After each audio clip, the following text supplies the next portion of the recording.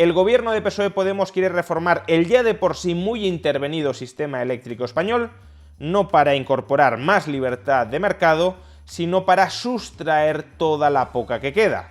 ¿Cuáles serán a largo plazo las consecuencias de este incremento del intervencionismo estatal sobre el sistema eléctrico español? Veámoslo. Hace unos días la Comisión Europea autorizó la prórroga hasta finales de este año de la llamada excepción ibérica o tope del gas. Esta prórroga fue jaleada por muchos periodistas y muchos medios de comunicación como un triunfo del gobierno español y también como un triunfo de una buena política económica. Sin embargo, ya de entrada uno debería plantearse que si esta medida es tan incuestionablemente positiva, ¿por qué razón la Comisión Europea solo ha aceptado prorrogar esta medida hasta finales de este año? ¿Por qué la Comisión Europea no permite que esta medida se adopte sine die y en cualquier país de la Unión Europea? No solo eso, ¿por qué el gobierno español está planteando en Bruselas una reforma del mercado eléctrico europeo que siga más o menos las directrices de la excepción ibérica, del tope del gas, y sin embargo Bruselas esté formulando una propuesta de reforma distinta a aquella que está planteando el gobierno y distinta a los fundamentos de esta excepción ibérica?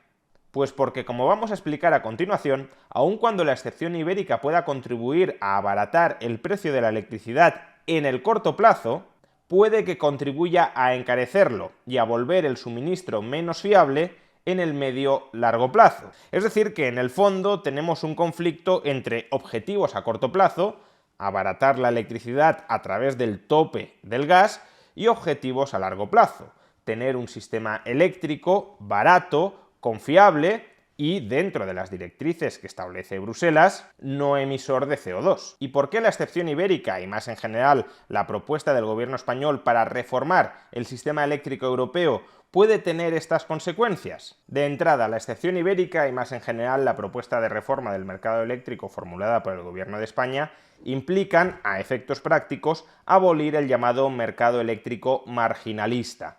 ¿Y qué es el mercado eléctrico marginalista? El mercado eléctrico marginalista es una forma de fijar los precios de la electricidad en el mercado mayorista. En el mercado mayorista, las comercializadoras de electricidad, aquellas empresas que nos venden a los consumidores la electricidad, compran la electricidad a los productores de electricidad, es decir, a las centrales eléctricas. Aunque muchas veces tiende a pensarse que las centrales eléctricas son propiedad de los comercializadores, eso no es necesariamente así. Hay muchas centrales eléctricas que no forman parte de ninguna gran eléctrica y hay muchos comercializadores que tampoco forman parte de ninguna gran eléctrica. Pues bien, en este mercado mayorista, los comercializadores, que actúan como intermediarios entre los productores y los consumidores de electricidad, compran la electricidad a los productores para luego revendérsela a los consumidores. Y la cuestión es cómo se forma el precio en este mercado mayorista. Si el mercado mayorista es de tipo marginalista, que es el mercado que hemos tenido vigente en España durante los últimos años, lo que ocurre es que el precio de la electricidad se fija como estudiamos en los libros de economía que se fijan los precios. Concretamente tenemos una curva de oferta de electricidad compuesta por todos aquellos productores de electricidad que quieren vender electricidad a un determinado precio, y por otro tenemos una curva de demanda de electricidad que está compuesta por los comercializadores que anticipan la demanda final de los consumidores. La curva de oferta, como ya he dicho y como podemos observar en este gráfico, está compuesta por las ofertas de todas las distintas centrales eléctricas que desean vender electricidad. Es decir, por la oferta de energía nuclear, de energía eólica, de energía fotovoltaica, de energía hidráulica, de gas, de carbón, de petróleo. Y lo que ocurre es que el coste de producción de electricidad, el coste marginal de producción de cada una de estas centrales es distinto. Por ejemplo, las centrales nucleares, la eólica o la fotovoltaica pueden estar dispuestas a vender los megavatios hora a un precio muy bajo, en este gráfico a prácticamente un precio cercano a cero. ¿Por qué? Pues porque el coste variable de generar megavatios hora para estas centrales es muy bajo. Una central nuclear está continuamente en funcionamiento, generando megavatios hora, se los compre alguien o no se los compre, y las centrales renovables, fotovoltaica o eólica, generan megavatios hora cuando se dan las adecuadas condiciones meteorológicas, cuando sopla el viento o cuando hay sol, y lo producen sin necesidad de incurrir en nuevos costes variables para generar esa electricidad. De modo que cualquiera que sea el precio que obtengan estas centrales por los megavatios hora que están produciendo en ese momento, bienvenido es ese dinero. En cambio, otras centrales como la cogeneración, la hidráulica o los ciclos combinados, es decir, el gas, tienen costes marginales más altos. Es decir, una central de ciclo combinado, para generar electricidad, ha de comprar gas y ha de quemar gas. Por tanto, una central de ciclo combinado solo está dispuesta a vender megavatios hora quemando gas si se le paga por los megavatios hora un precio suficientemente alto como para compensarle los costes variables de quemar el gas. Y lo mismo con la generación de electricidad a partir de carbón o de petróleo. Para que estas centrales acepten suministrar electricidad quemando carbón o quemando petróleo, el precio de mercado de la electricidad, de los megavatios hora, ha de ser lo suficientemente elevado como para compensar ese coste. Pues bien, por un lado tenemos la curva de oferta de electricidad compuesta por todas estas heterogéneas centrales eléctricas y por otra tenemos la curva de demanda. Imaginad que los comercializadores anticipan que los consumidores necesitan 44.000 megavatios hora. De las centrales nucleares, eólicas y fotovoltaicas se pueden conseguir 30.000 megavatios hora, con lo cual no basta con la electricidad suministrada por estas centrales. Es decir, hay que incentivar, hay que estimular a otras centrales, por ejemplo, las de ciclo combinado, las de gas, a que suministren también electricidad.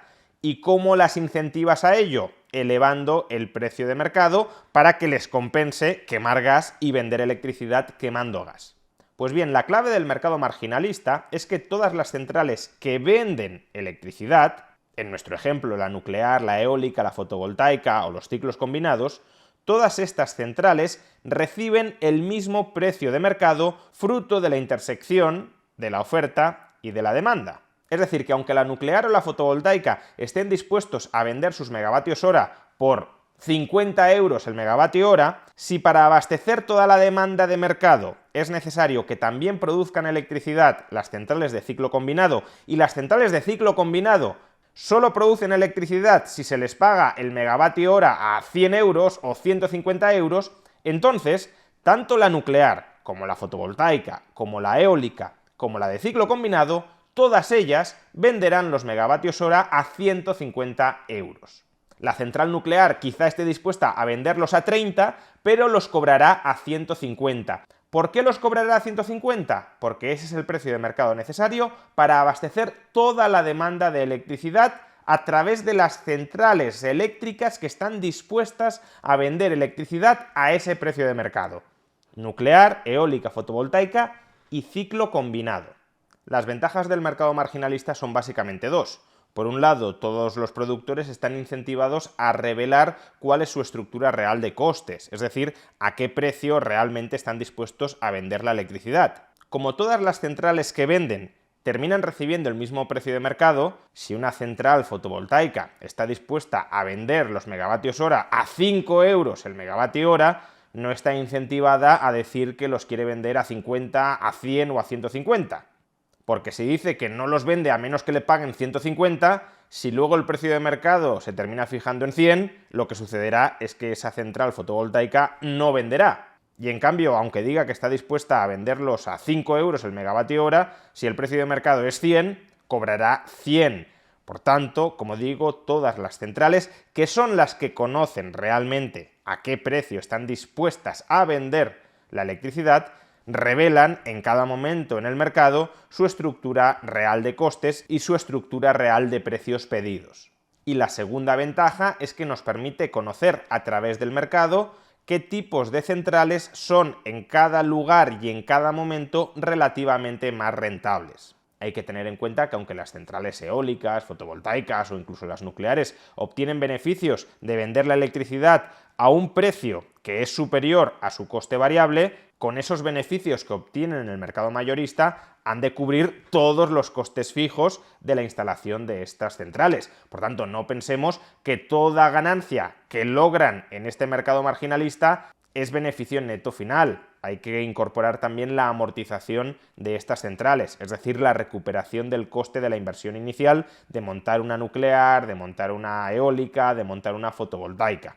Pero en cualquier caso, si a través del mercado marginalista estas centrales obtienen beneficios extraordinarios, incluso después de cubrir sus costes fijos, lo que sucederá es que el mercado nos estará indicando que hay que invertir más en este tipo de centrales eléctricas, porque son centrales eléctricas que producen la electricidad más barata que la competencia. Y por tanto el mercado incentivará a invertir más en este tipo de centrales que son relativamente más baratas que las demás.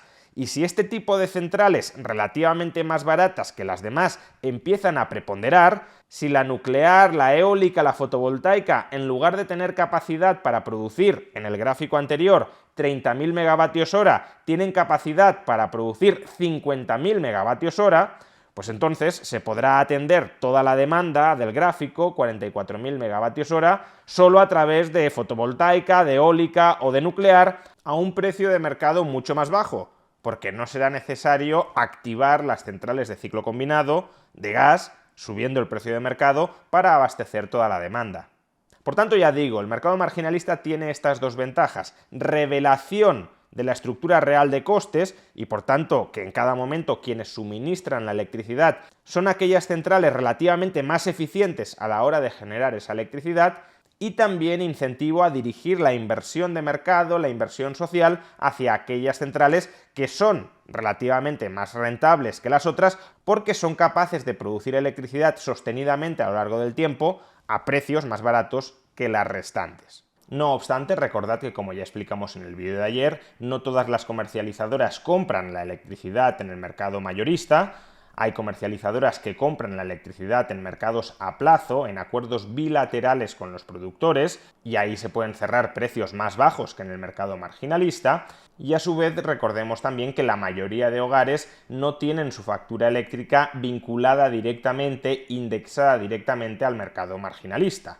Solo el 25% de las familias, aquellas que se acogen a la tarifa regulada PVPC, tienen el coste de su energía dentro de la factura eléctrica indexado a las fluctuaciones diarias del mercado marginalista. El otro 75% de las familias que se acogen a contratos de mercado libre también tienen el precio de la electricidad cerrado a plazo, es decir, estable durante un año o durante 2 años. Lo cual no significa que la fijación de precios del mercado marginalista no influya indirectamente sobre estos precios a plazo, pero es una influencia a medio plazo. Las fluctuaciones diarias no influyen sobre ese precio que pagan la mayoría de las familias españolas. Pues bien, el tope del gas, la excepción ibérica, consiste en romper este mercado marginalista. Básicamente lo que se hace es que las centrales nucleares, eólica, fotovoltaica, hidroeléctrica, cobren un precio de mercado que como mucho será igual al famoso tope del gas, y por otro, las centrales de ciclo combinado, las centrales de gas,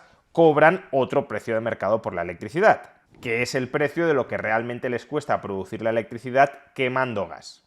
A corto plazo la medida contribuye a bajar el precio de la electricidad, pero a largo plazo, en la medida en que reduce la rentabilidad de las centrales fotovoltaica, eólica, nuclear, hidroeléctrica, lo que hace es desincentivar la inversión en estas centrales que son capaces de producir electricidad de manera más barata que quemando gas. Cuanto más rentable es una instalación, más capital afluye hacia ella y más multiplica su presencia en el mercado. Si topamos la rentabilidad, sí, insisto, a corto plazo bajamos precios, pero a largo plazo, como tendremos menos de esas centrales capaces de generar electricidad más barato, lo que tendremos serán precios más altos de los que tendríamos en ausencia de esta intervención. Y por eso Bruselas dice, bueno, podéis adoptar esta excepción ibérica hasta finales de 2023, pero en principio no más allá, porque a largo plazo adoptar este tipo de políticas es perjudicial para la eficiencia del sistema eléctrico. Precios más altos procedentes de centrales en mayor medida emisoras de CO2, y además, si la demanda eléctrica crece mucho y no se ha incentivado la inversión en nuevas centrales, puede llegar a existir en determinados momentos de picos de demanda una insuficiente capacidad instalada para atender toda esa demanda, es decir, riesgo de apagones a medio o largo plazo. Desde el gobierno español, claro, no ignoran totalmente estos problemas y por eso han planteado a Bruselas una reforma general del mercado eléctrico europeo que permita consagrar la abolición del mercado marginalista, parcheando regulatoriamente los efectos perversos que esta abolición tendría. ¿Qué propone exactamente el gobierno? Pues por un lado, para las centrales nucleares y las centrales hidroeléctricas, centrales en las que se presupone que no puede haber nueva inversión porque al gobierno no le da la gana que haya nueva inversión, es decir, por un tema esencialmente regulatorio, lo que propone el gobierno es negociar políticamente un precio garantizado, un precio fijo por megavatio hora vendido por las nucleares o por las hidroeléctricas. Es decir, que con independencia de cuál sea el precio de mercado del megavatio hora en el mercado mayorista, estas centrales, al vender electricidad, cobren siempre lo mismo. Si el precio del mercado mayorista está por encima, cobrarán menos, pero si el precio del mercado mayorista está por debajo, cobrarán más. Y cobrarían más, claro, con un recargo en la factura eléctrica que pagaríamos todos los demás, todos los consumidores de electricidad. Y para las centrales renovables proponen algo similar. En concreto, retribuirlas a través de contratos por diferencias.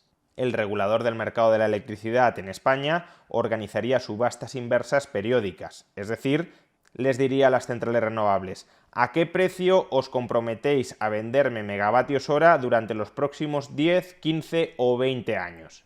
Si muchas centrales participan en esta subasta inversa, se fijará un determinado precio del megavatio hora a largo plazo. Pongamos por caso 40 euros el megavatio hora. Pues bien, los contratos por diferencias operan de la siguiente manera. Si una central renovable se ha comprometido a vender la electricidad a 40 euros el megavatio hora y en el mercado mayorista se fija un precio de 100 euros el megavatio hora, la central renovable estará obligada a vender igualmente la electricidad a 40 euros el megavatio hora. De modo que podemos decir que el sistema eléctrico tiene un ahorro o una ganancia de 60 euros por megavatio hora.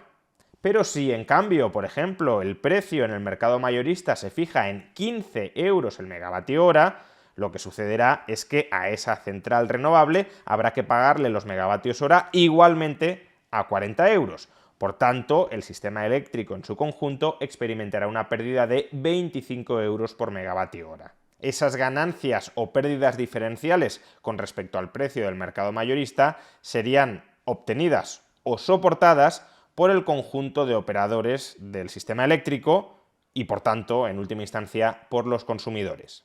¿Y cuál es el problema de todo ello? El problema de todo lo que acabo de describir no es que los generadores eléctricos puedan suscribir, si así lo quieren, contratos de suministro a largo plazo a un precio cerrado. Para eso ya existen los llamados PPAs, es decir, Power Purchase Agreements, entre una central y una comercializadora. Una central nuclear o una central fotovoltaica pueden comprometerse con una empresa del sector privado, con una comercializadora privada, a suministrarle electricidad durante los próximos 10 o 5 años a un determinado precio que pactan hoy. Y eso a la central nuclear o a la central renovable le puede interesar porque le da una estabilidad en los ingresos. Yo sé que siempre voy a recibir este precio por el megavatio hora, con independencia de si el mercado en estos momentos fija precios muy bajos o precios muy altos. Puedo prever, por tanto, mi flujo de ingresos a largo plazo y eso puede reducir mi riesgo de inversión y, por tanto, fomentar que esté dispuesto a invertir. Siempre que la participación en estos contratos a plazo sea voluntaria y las pérdidas que puedan derivarse de esos contratos a plazo sean soportadas privadamente por las partes que participan en ellos, es decir, si la comercializadora se compromete a pagar la electricidad a 50 euros el megavatio hora y resulta que durante los próximos años el precio de la electricidad en el mercado mayorista está a 20, pues es la comercializadora la que experimenta una pérdida de 30 euros el megavatio hora por ese PPA, por ese acuerdo de suministro de electricidad a largo plazo. Siempre, ya digo, que la participación sea voluntaria y los riesgos estén contingentados en aquellas partes que participen en ese contrato a plazo, no solo ningún problema, sino que es beneficioso para el funcionamiento del mercado eléctrico. El problema de la propuesta del gobierno es que, por un lado, y aún no está del todo especificado, pero por un lado parece que la participación en estos contratos por diferencias, en estos contratos a plazo, será obligatoria para las nuevas centrales renovables. Y a su vez, quienes soportan las potenciales pérdidas de estos contratos por diferencias, también, claro, quienes recibirían las potenciales ganancias, no son comercializadoras concretas, sino el conjunto del sistema eléctrico y, por tanto, en última instancia, los consumidores. Con lo cual, aquí podemos encontrarnos con dos escenarios. Por un lado, imaginemos que el precio de las subastas de los CFDs o el precio regulado de las centrales nucleares o de las centrales hidroeléctricas es un precio que se fija a largo plazo por encima del que terminará prevaleciendo en el mercado mayorista. En este caso, lo que sucederá es que los consumidores de electricidad en España estarán abonando un sobreprecio a todas estas centrales con las que se han contratado CFDs o con las centrales nucleares y con las centrales hidroeléctricas, un sobreprecio que no tendrían por qué estar pagando. Por tanto, electricidad mucho más cara. ¿Es este un escenario descabellado? Pues no necesariamente. Si en las próximas décadas se experimenta un progreso tecnológico importante que abarate mucho el coste de producir electricidad, démonos cuenta de que nos estamos cerrando hoy precios de la electricidad más caros de aquellos que podríamos terminar pagando en el futuro. Es decir, que nos estaríamos hipotecando a pagar una factura eléctrica a costes de hoy, aun cuando los costes de mañana sean más bajos.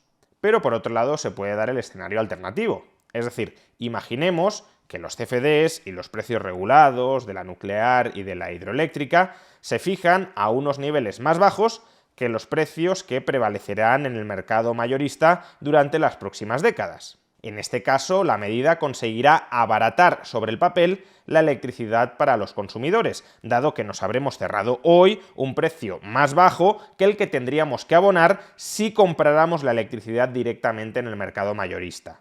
Pero en este segundo caso, démonos cuenta de que estaríamos reduciendo los beneficios que habrían obtenido las centrales renovables, las centrales nucleares, las centrales hidroeléctricas, de haber acudido directamente al mercado mayorista.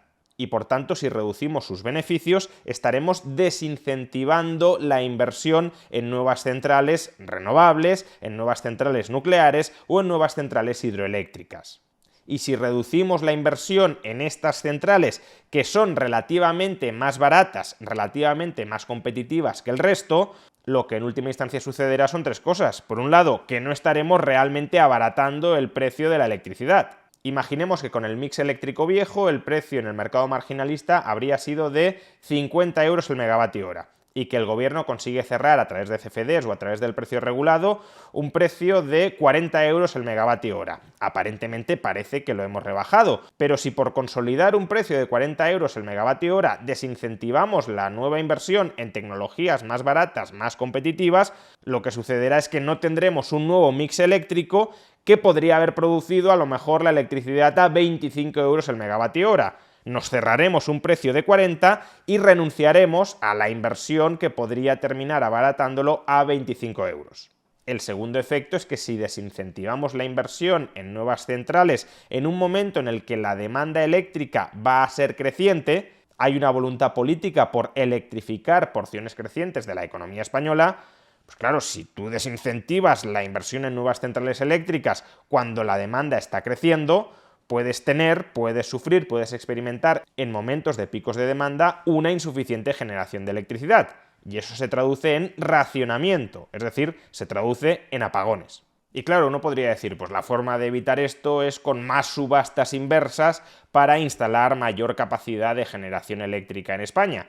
Pero claro, en ese caso es el político el que tiene que determinar, el que tiene que hacer una planificación a futuro de cuál va a ser la demanda de electricidad en España. Dado que nos hemos cargado los incentivos de mercado para que sean los inversores privados los que, respondiendo a las señales de los precios de mercado, decidan si es rentable, no es rentable, si va a serlo o no va a serlo la instalación de nuevas centrales renovables o no renovables para abastecer el suministro eléctrico en este país, solo queda que sean los políticos los que decidan si hay que instalar muchas más o muchas menos. Y claro, aquí se pueden quedar cortos, apagones, o se pueden pasar de largo, con lo cual consolidamos unos costes monstruosos dentro del sistema eléctrico. Y por último, reduciendo la inversión en renovables, en nucleares o en hidroeléctricas, también ralentizas la famosa transición energética, porque al final te estás quedando, se te están consolidando tecnologías emisoras de CO2.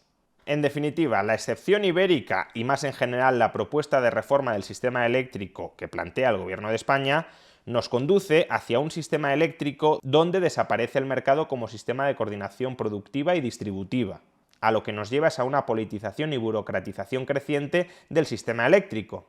Serán los políticos los que planificarán a largo plazo, directa o indirectamente, cuánta electricidad producir, cómo producirla y para quién producirla, fijando directa o indirectamente precios regulados.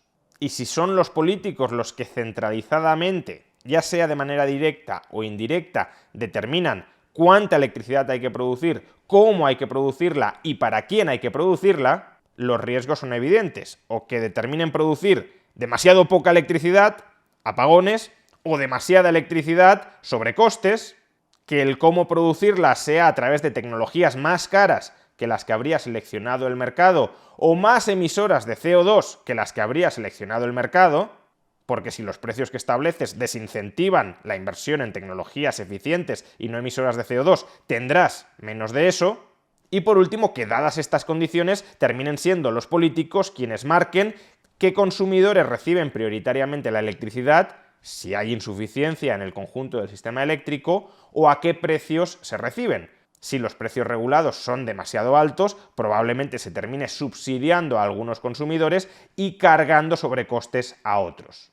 Lo que necesita el mercado eléctrico no es más politización y burocratización, lo que necesita es más libertad y flexibilidad. Mercados libres y transparentes, como puede ser el mercado marginalista, combinado con mercados a plazos de electricidad a través de acuerdos PPAs de carácter no obligatorio y donde el riesgo quede centralizado en aquellas partes que suscriban esos contratos, y libertad para invertir en aquellos tipos de centrales, en aquellas tecnologías eléctricas que resulten más baratas, aunque sea la nuclear o la hidroeléctrica. Mientras todos los costes estén correctamente internalizados, no debería haber ningún problema, ningún freno político, como existe hoy, a la instalación de este tipo de centrales. Se trata de aprovechar el mercado como un mecanismo para descubrir en cada momento cuál es el mix más adecuado para generar la cantidad adecuada de electricidad al precio más barato y competitivo posible, incentivando a su vez a largo plazo la inversión en nuevas tecnologías para generar electricidad todavía más barata y la inversión en esas nuevas tecnologías. Pero en lugar de levantar todas las múltiples intervenciones que hoy pesan sobre el sistema eléctrico español y que impiden que este proceso de coordinación de mercado pueda desplegarse, el Gobierno está apostando por todo lo contrario, por intervenir mucho más en el sistema eléctrico para acabar totalmente con el mercado. Y allí donde no reina la libertad y la competencia de mercado, reina la planificación y la arbitrariedad política.